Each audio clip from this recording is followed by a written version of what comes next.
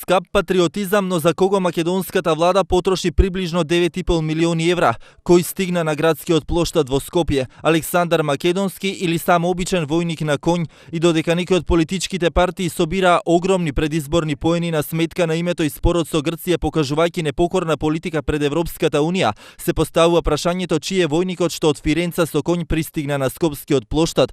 Дали Европа го прати за да ја избалансира и така тензичната политика меѓу Македонија и Грција, па го прекрсти Александар во војник на конј, или самите му го променивме името?